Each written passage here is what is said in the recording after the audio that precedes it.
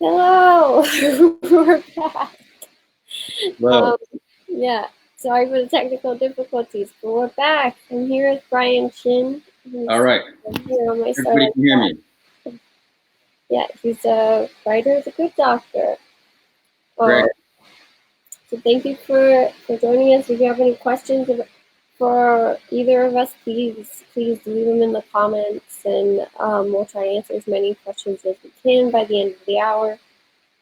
Hi, Haley. Thank you for joining. Um, Check out autism.com for all the good goodies we have on there. I have a blog where I write about living on the spectrum. There's a workshop coming up called the Spectrum Experience that you can register for.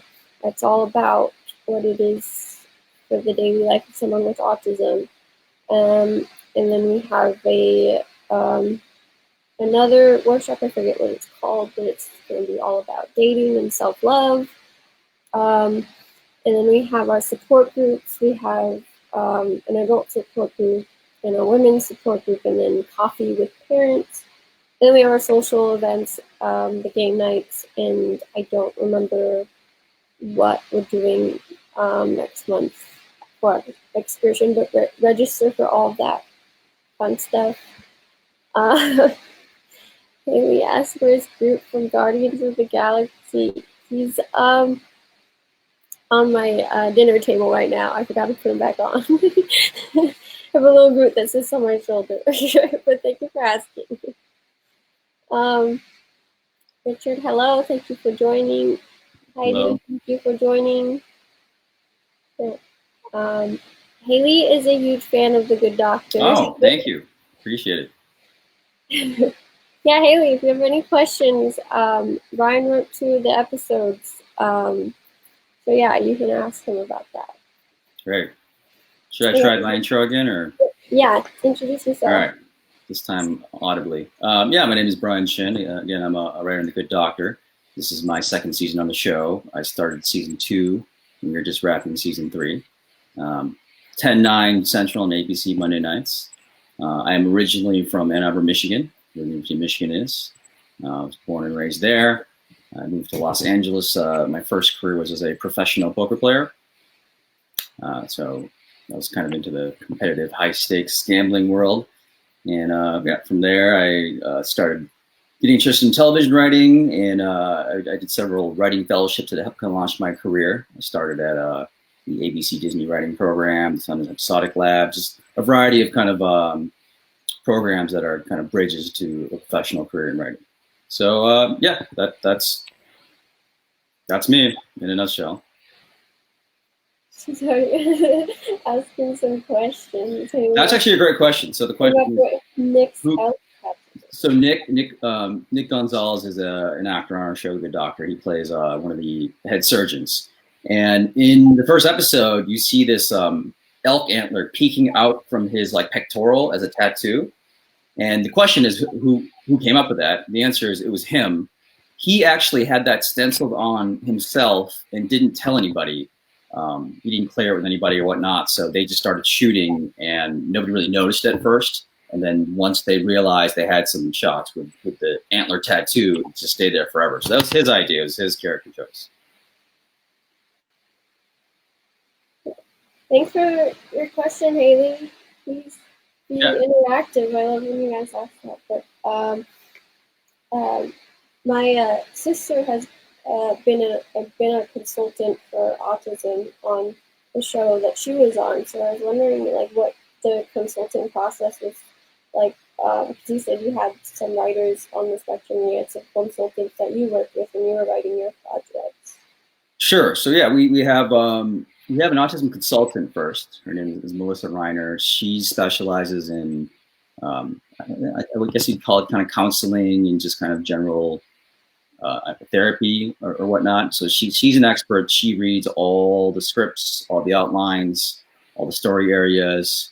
If she feels there's a certain scene that isn't really portraying, autism accurately, she always chime in, and I think our producers do a great job of responding to those comments and making sure things are as accurate as they can be. We also have a writer who's on the spectrum on our staff. Um, His name is Mark Roseman. He's awesome. He's a total genius guy with a great memory, and he's also somebody that people on our staff will go to say, hey, do you feel like in this situation, if Sean was going on a date, would he make a reservation first? Like, we'll just ask him kind of basic questions, and he'll have his input on that. So, I'm sure, as you guys are aware, the spectrum is a spectrum, so there are no absolutes or whatnot. But I certainly take it upon myself, and I think our staff does, to try to ask Mark, ask Melissa, and check in to try to get it right. That's awesome. I love your episodes of the Good Doctor. I think that you utilize those consultants really well because I relate a lot to those specific episodes. With the representation that's been out there, even with autism, it's been hard to relate to characters being female and being so different from the way that guys have autism. But there's such a universal way of also that stories about autism that I can relate to, and so the way that you write creates characters as a whole instead of like this character is just autistic. I like that you write about like the other aspects as well, that they're a person, and I mean, you wrote an episode about how Sean's complete. Yeah. And, like, one of the messages that we teach at Autism is instead of focusing on the what, focus on the why. Because when you focus on the what of a problem, you're not getting to the root of it, and you cause more problems. When you focus on why someone's behaving the way they are, then you get to see more of that. And especially because everyone projects their feelings onto things that aren't real. I did a whole workshop on like fear-based parenting and how we project our fear. And so like you've written about that, and it's so cool to have seen that on screen, something that I really believe in. And then you also conquer sex, which is there's a lot of stereotypes that we are all asexual and don't enjoy sex, or we're not competent enough to consent to sex. So I like daring to reach these subjects that I think both of I think both of my episodes, for whatever reason, have really dealt head on with sex. The autistic people that happen to be having sexual relationships or want to be in sexual relationships. It's been interesting. I think the first episode I wrote, the one Alex Plank, guest of the show, right? Everybody knows who he is.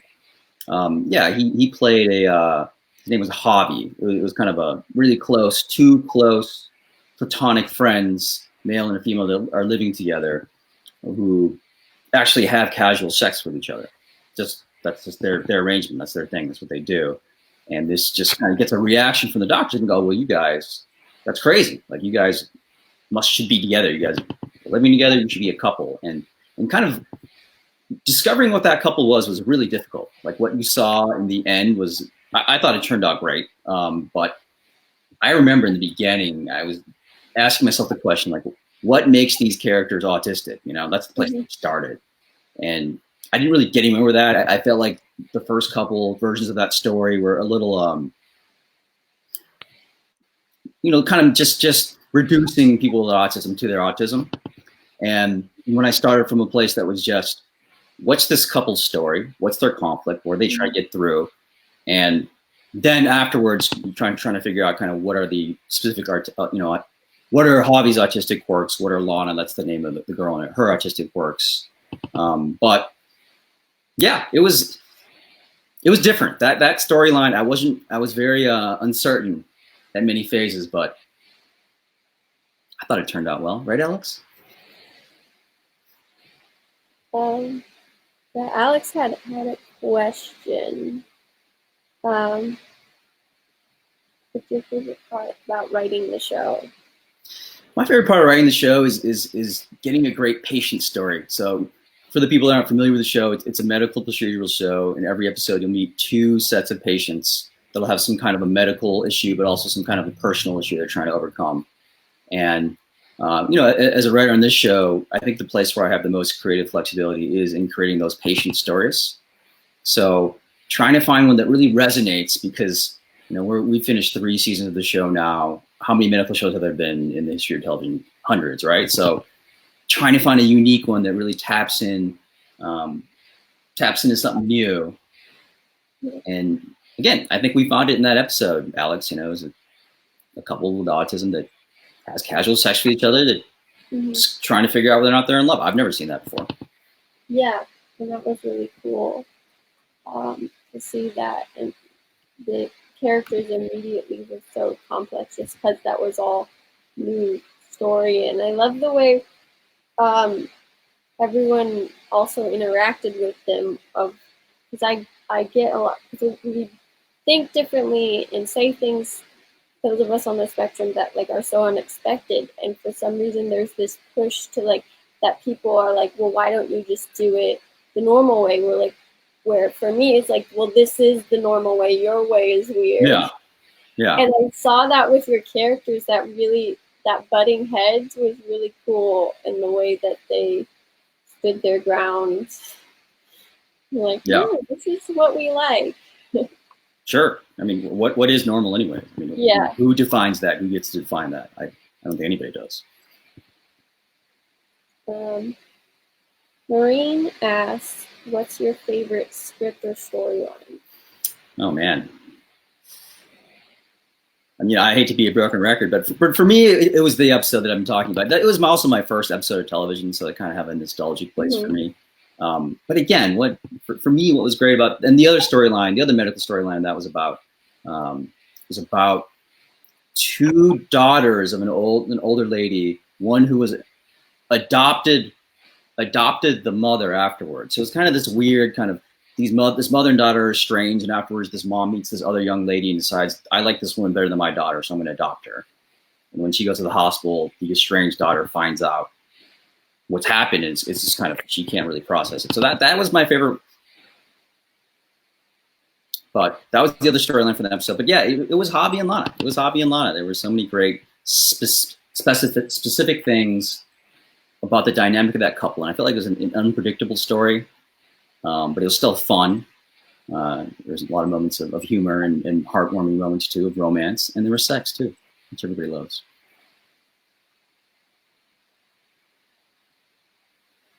Haley says that her favorite episode was that episode with Alex. Me too. We're getting a lot of it. Alex is getting a lot of love. Yeah.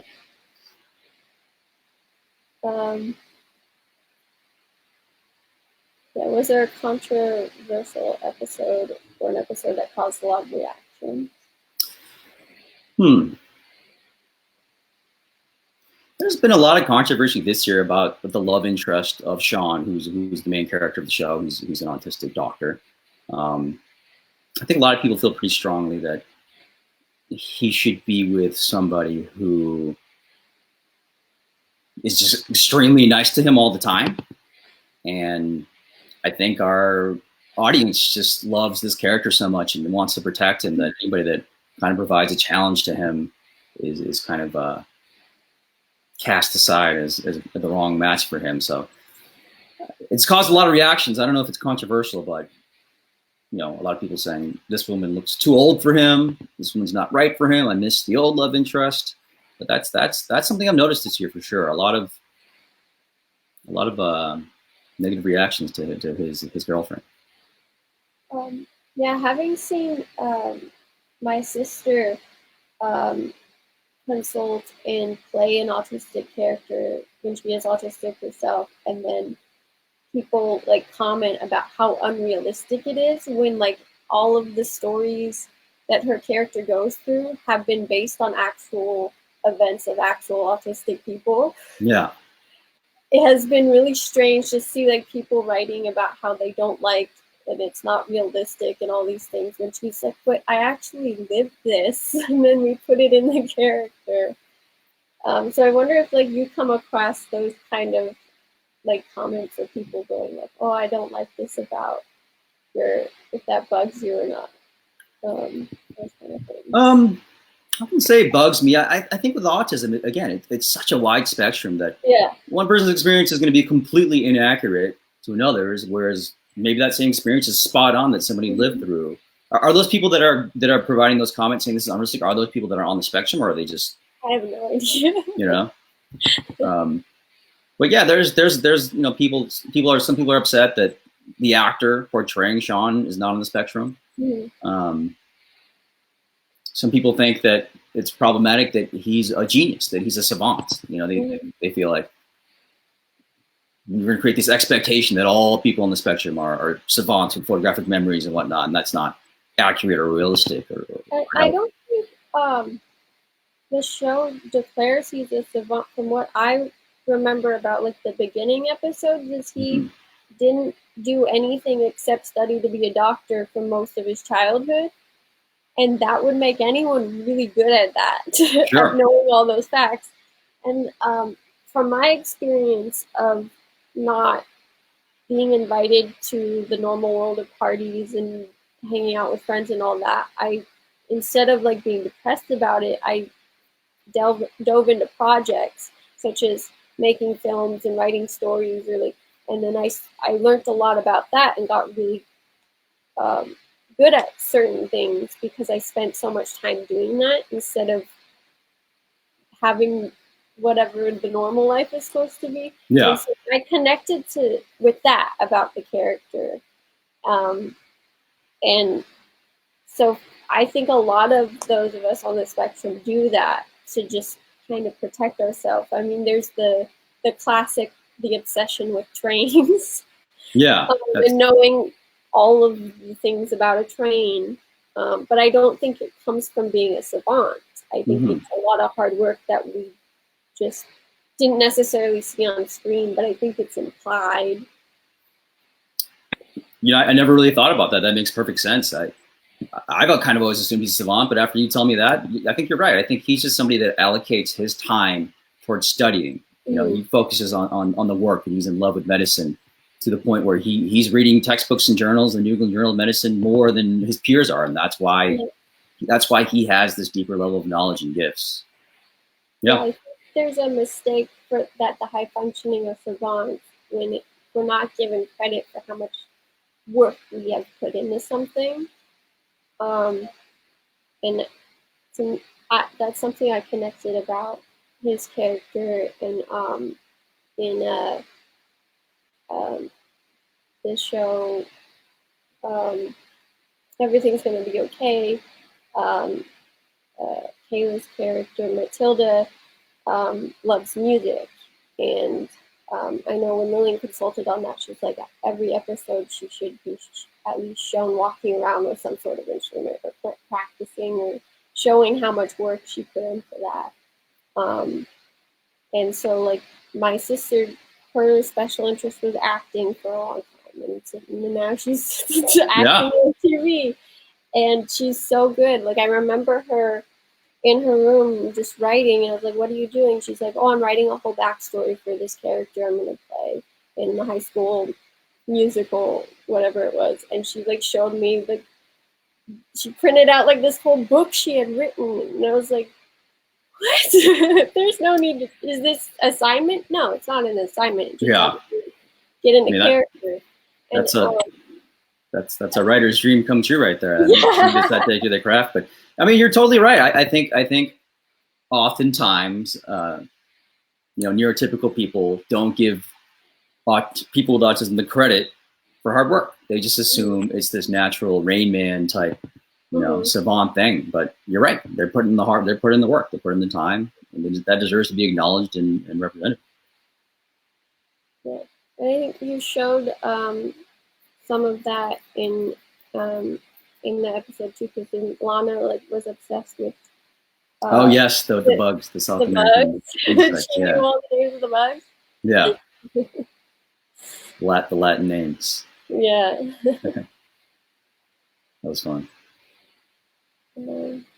They asked, what was the hardest episode to film? Yeah, how much were you involved in the actual production of your scripts? So I'm involved only in when they produce it, my episode. That's when I will fly up to Vancouver where we shoot the show, and I'll be there to produce the episode. Outside of that, I stay in Los Angeles. So I've written 2 episodes now. I've been up there twice now in Vancouver. The hardest episode, I wouldn't say either experience was very difficult. I will say there was one outdoor nighttime shoot in Vancouver when it was raining, and it was like 22 degrees and raining, and I was outside for 4.5 hours. That was hard for me specifically because I'm a pansy. But our show, most of it is shot on the hospital stage, so it's all interiors.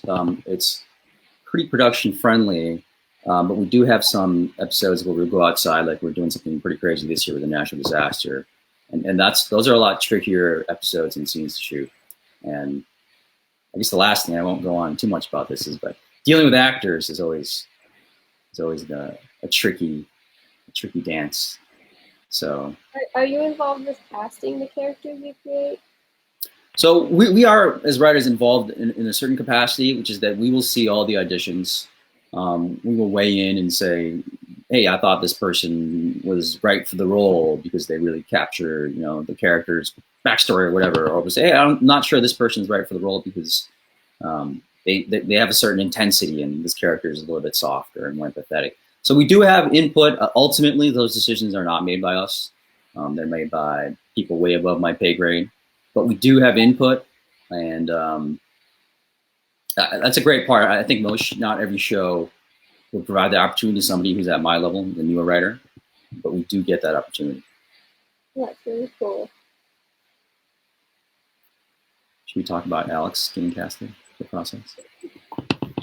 Alex talking about casting. He says it was good, but the guy who played Hobby sucked. He didn't suck. He was great, but Alex was the first audition we saw for that character, and I remember he wore a pair of wireless Bose headphones around his neck. And for some reason, the director of our episode was just like, this is the guy. Like, I love the headphones. Like, make sure when he comes back in for the callback, he's wearing the headphones again. And Alex nailed it, don't get me wrong, but I always remember how fixated the director was on his character choice to wear the wireless headphones in the audition. I don't know. Yeah, I think he did a really good job in that episode. Like, knowing who he is and being friends with him and then watching his episode, he was definitely a character. And I could, like, disappear into Hobby and not be like, oh, that's Alex, which is difficult to do. Yeah. But I was able to do that. I have to say, the first time I watched it, I just wanted to fast forward and just watch him. Nice. But I watched every day. But yeah, I think he did a really good job bringing Hobby to life. Thank you. Can I ask a question? Yeah. So, what is it that you guys want to see portrayed in the personal life of somebody with autism that's around this character's age, and is around 28, 29 years old? Because I'm curious, because we've delved a lot into like the dating life and the sex life now, and we're going to continue to explore that. But I'm wondering what other aspects have you guys not seen that you would like to see? It doesn't have to necessarily be for the show, but just in general. So what?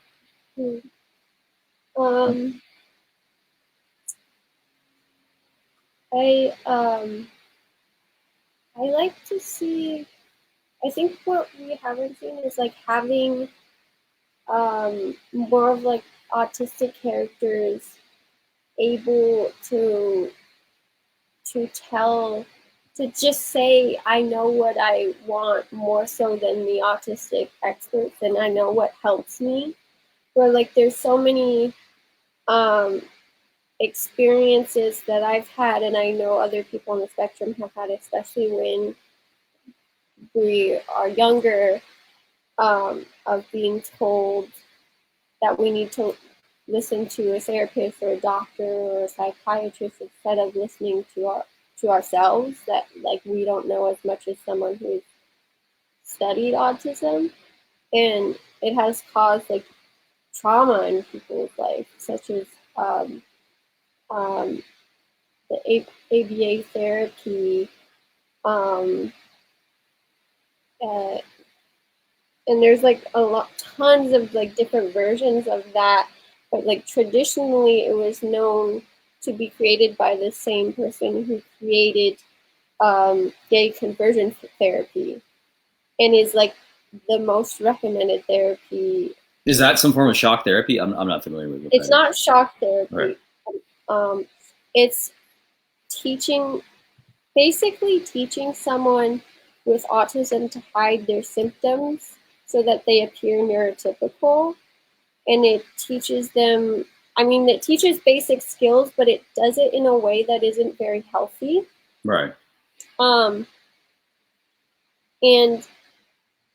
it's been proven over and over to be very unhealthy, and yet it's still the #1 most recommended method of people diagnosed to like seek out. Yeah. And I don't know why, like those of us who have been through it, like I did it for a year and I've spoken out about it, and like older generations speak out about how ABA isn't okay and we don't recommend it. And it's still around and it's still sought after. And so like having been through feeling like I'm not listened to, that kind of storyline, I'd like to see, and then proven that the autistic character does know themselves and what they need. Yeah. I think there was an episode in one of the earlier seasons that kind of delved into that, where Sean and Dr. Glassman got into like some sort of argument, and he ended up sleeping in like the broom closet. Yeah. The broom closet. Right. I think that I really liked that episode. I connected with that. Yeah. He really stood up for his beliefs. Like those kind of things, I think are really cool. Just running into someone like butting heads who think they know better for some reason, just because it's what everyone does. And like those of us on the spectrum really like to question things. Okay. Yeah. And just like we do things that are considered not the norm, but just because they work. And we get questioned a lot on that for some reason. So let me ask as a follow-up question to that. So if an authority figure is saying, hey, the way you're doing this is causing people to be uncomfortable, it's making the patients uncomfortable, it's too direct, like you need to provide some caution when you provide these diagnoses, but you're right in that this is the way this person feels. Yeah. They don't need to be reconditioned. What else? I'll give you an example. I wear yellow every day, and the amount of people who've told me that's not normal, so stop. Like it doesn't affect anyone else. Who tells you to stop wearing yellow? I've had so many, especially when I was younger. I had so many people tell me that my closet shouldn't be completely yellow just because it's not normal. And it just like I'm like, well, it makes me more confident, and I don't know why, but it does. And so I surround myself with yellow.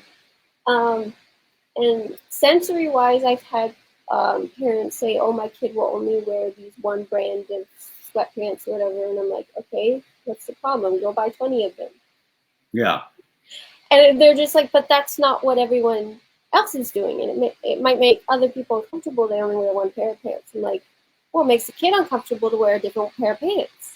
More important, so it's like those little things for some reason bother people so much. Yeah. And I don't know why. And like the kid's right. Like, why can't he wear those pants?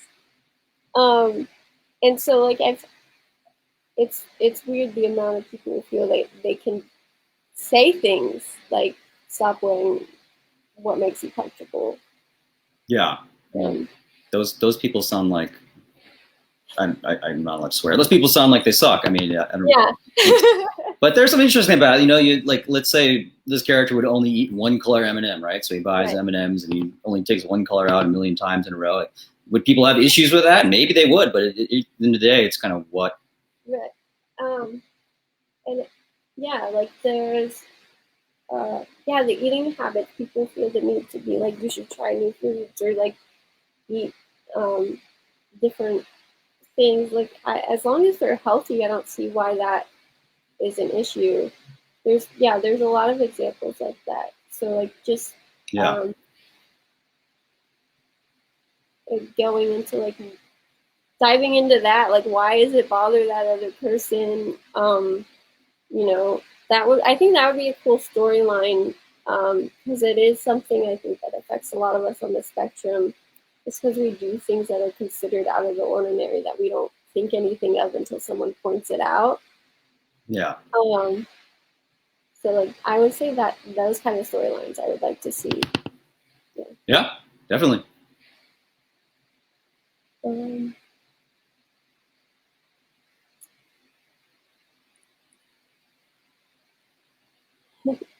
Haley, yes, how did you do the mechanical heart? How do we do the mechanical heart? Ooh.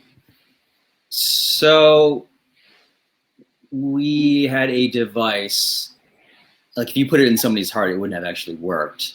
We had a mock-up kind of blueprint for it, and the art department on our show created one that was completely internal. Most of these mechanical hearts in real life have zip lines, which means it comes out through a hole in your chest, and you have a backpack that carries the power source. But for this is kind of new age technology for the episode. Our props department created the heart that you saw and the little spinning RPM thing inside it that powers it. I don't know if you guys noticed this in the episode, but it goes really slow in the final cut, and I wanted to go a lot faster. Just putting that out there. But it was the props department created it. We placed it inside of the cavity of the actor that played the actress that was having this implanted in, and we just put a bunch of blood around it, fake blood and guts, and started the first shot on the heart, and we zoomed out. That's pretty cool. Yeah. A lot of that stuff looks so real, and it's so gross. Yeah, it is. It is. I sometimes look away myself. It's very, very internal. Yeah, and like I have a lot of trauma related to stuff that had happened in doctors' offices when I was little. Doctors not listening to me. So I can't imagine being like Sean and wanting to go to a doctor. Like I try to avoid it. Because I was little, I was held down and stuff, and so all those memories come back to me when I'm in a doctor's office. So so that's crazy to think about doing all those sorts of things. But it's really cool to think about how those props are made, and thinking about the actual surgery of it. Oh, here's a good question. Where can we watch the show? So you can watch it on ABC Monday nights at 10 o'clock, wherever time zone you're in. You can also watch it on Hulu. I believe Hulu has the first 2 seasons as well as most of the third season's episodes. So Hulu, ABC, you can go to abc.com if you want to stream it straight from the website. I think you need a cable provider for that, though. I think those are the 2 ways. I think you can buy it as well on Apple, on iTunes, sorry. I think those are the 3 ways you can watch it, or you can pirate it. Alex can help you with that. Yeah. Maureen says, I love it. People are talking about autism and learning about it. Thank you for mentioning that one person's experience is just one person's experience and maybe completely different as the spectrum is so wide. Yeah, I get asked, I've been asked a few times about different representation on the live stream. And I've talked about different shows that have autistic characters and I'm not fan of that because I don't identify with the character, but I understand other people do. So I'm not saying don't watch it, that it's bad representation. So it just, so yeah, like everyone's different. So if you identify with different characters, like definitely that's important to have more characters so there's more people that can identify with themselves on screen. Yeah, I think it's great to see women with autism, something we don't always see. I think it'd be nice to see more people of color with autism. We don't see them on television too often. But yeah, all different experiences and different spectrums.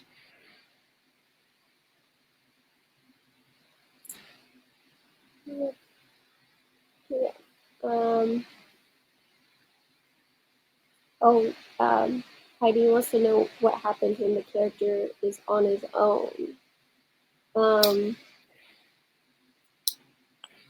Kind of as in when he goes home and he's not at work and he's not studying, what does he do on his own time?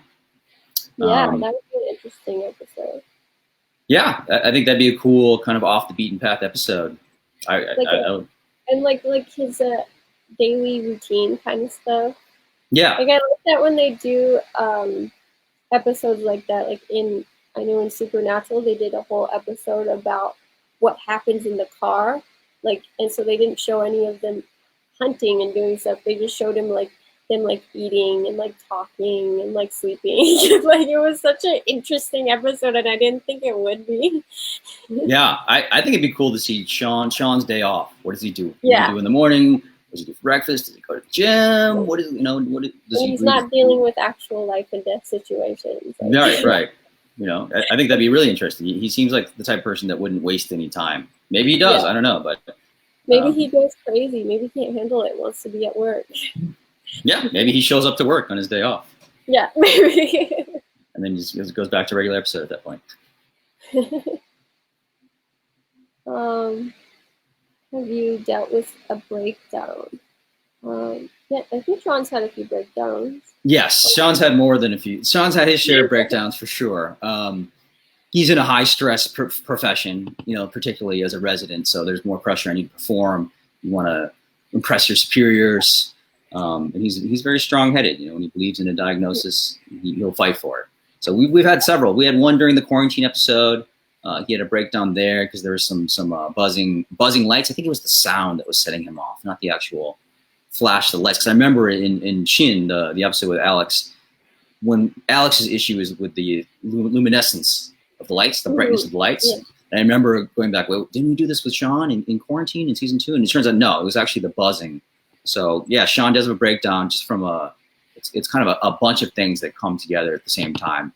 And I think he breaks down in season 1 as well when he finds out Dr. Lashman's going to die. So yeah, we have dealt with those. And the actor, Freddie Highmore, well, he really he makes those scenes very powerful. Yeah, I think showing either a sensory overload or breakdown or meltdown is important. Because normally those are private moments, and so you don't see them. And I think to not like invade someone's privacy, it's great to see characters do it so that people know that's what autistic people are doing sometimes when they have to leave a party early or leaving school or whatever the case may be, is like they're having those kind of panic attacks or meltdowns. Yeah. I mean, when Sean has his breakdown, one of the administrators kind of says, this guy can't be a doctor because he broke down in the situation when we need him to provide medical care. So I think it just brings up a pretty interesting conflicts, in debates. So yeah, we'll probably see him break down again at some point.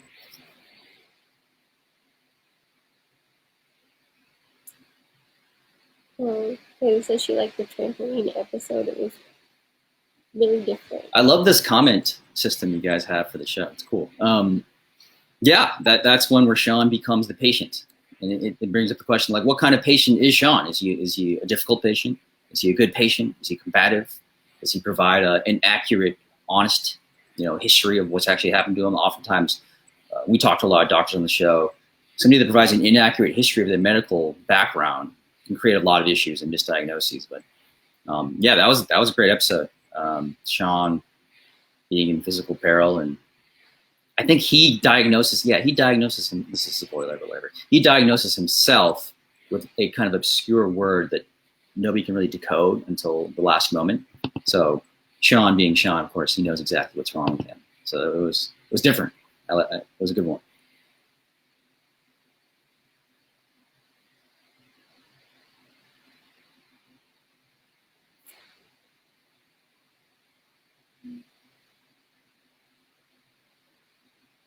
Yeah. How did they do the thing with Franklin and Marlin, the exploding fish? So that's an episode from this season where there's one patient who comes in. He has the what do you call the nose, the sword nose of a marlin? I don't know what you call that, but that's impaled in the in the patient's thigh. It's kind of flopping around, and they have to remove this thing from they have to remove it from the guy's leg. And what happens is when he goes through the CT scan, because of some of the lead, I think that's in that. I'm getting the science wrong. Everything explodes. So yeah, that was I wasn't on set for that, but I hear it was a lot of fun. Again, that's stunts. That's the stunt department. That's the props department. That's VFX. That's special effects coming in afterwards and editing that out. But yeah, exploding guts all over the place. And actually, that fish is on the wall of the writer that wrote that episode. He put him on as like I caught this fish. Look at this fish I caught. It's actually a fake fish, but intact. So I wish I could tell you the nitty gritty of the stunts when I wasn't there.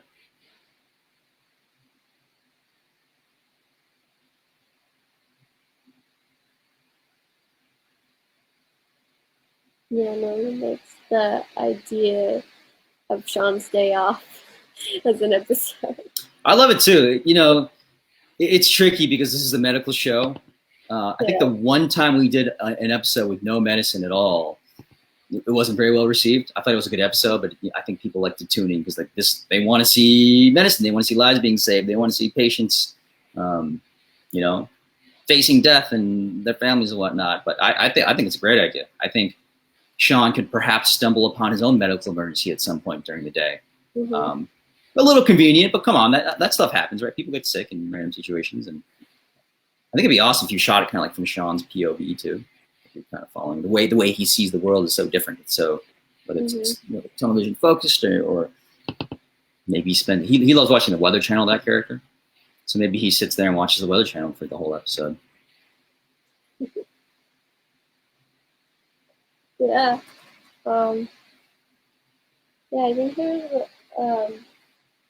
a lot of stories that can be told about those on the spectrum, and just like also them living a normal life, you know, that like we have the capability of doing all these normal things, and that you know, it's also an invisible disability, and we pass to like people that you wouldn't you know, or probably struggling with a lot of things. And so I like that the show shows a lot of invisible disabilities and brings them to light. Yeah.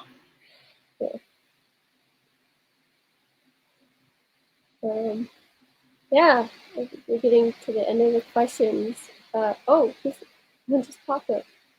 Who plays Sean's love interest? He said you, right? He said 2, 3. Yeah, so he has 2 primary ones. Right now, I believe he's technically single where we are in the season, but there's Leah, character is played by Paige Sparra. She's the young brunette who's Sean's neighbor in the apartment complex. Very, very bubbly, very positive, kind of high energy. She's great. And then Jessica Nicole, that's her last name.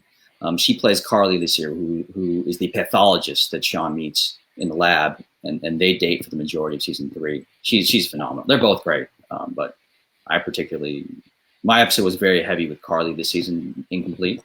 Mm-hmm. And, I mean, that actor is she elevates every word. I think she's great. Yeah.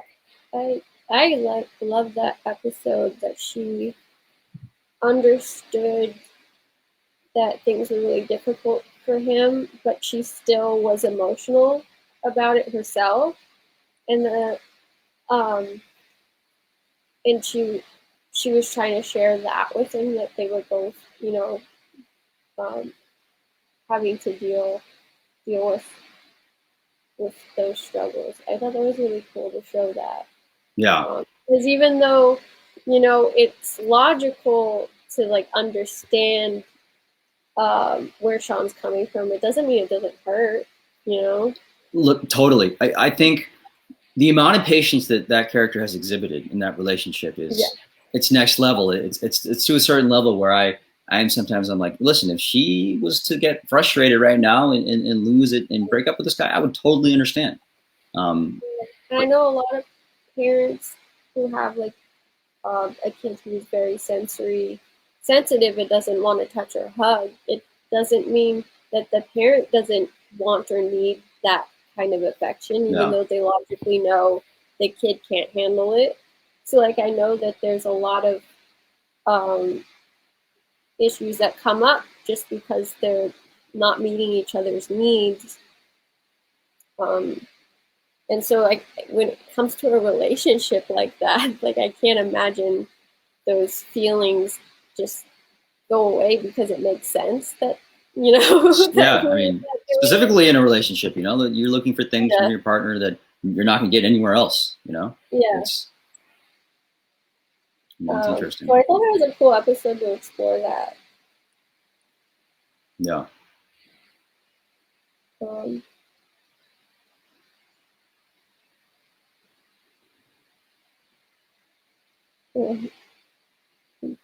He's quoting the show. Oh right, yeah, that's so the love interest from season 1, she's in all 3 seasons. She comes over and knocks on his door, asking to borrow some batteries. That's how they meet. That's their meet cute, if you want to call it that. And that's when Sean finds out who she is, and she's very forward, and she's kind of doesn't follow these social norms that Sean's a little thrown off, but smitten. So that's a quote from Leah.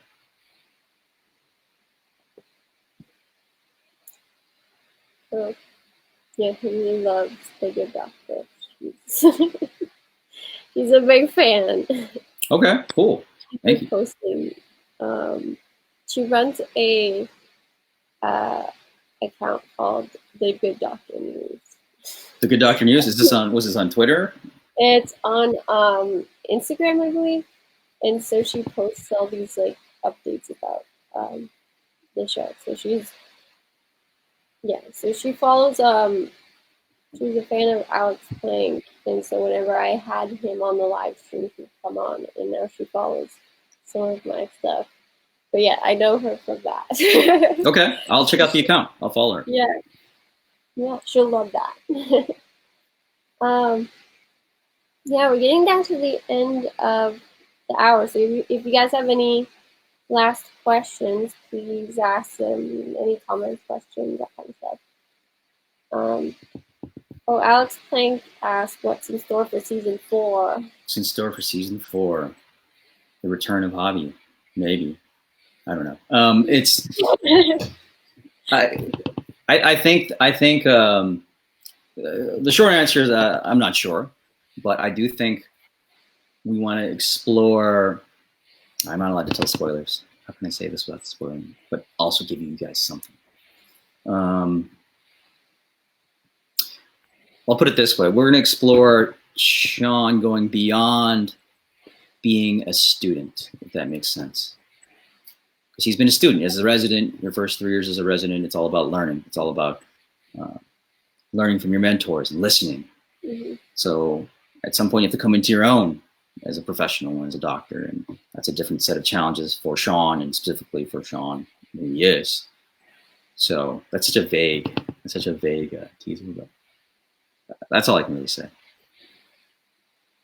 That sounds cool. He's adulting. Yeah. That. Yeah,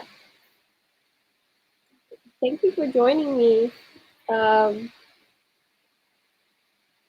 I'm gonna start my sign off, but you guys can keep asking questions and comments. But I'll remind you to check out the website autism.com and register for all the upcoming events. We have the workshop, a Spectrum Experience. We have all of the support group and life map and socials. So go check out the calendar for all that stuff. Register for that and come back next week because I do these live streams every Wednesday at 7 Pacific Standard Time. Jeff Snyder is going to be my guest next week. He's an autism advocate and does a lot of speaking engagements. He actually contacted me and said he needed to come on, and so he's going to be here next week. Yeah, and Brian Shin from The Good Doctor was here this week. So go follow him on all the social media. You follow me at Shin, SHINDOTB. Shin.B, the word on Twitter. That's, I don't know how to type this thing. But thank you for having me.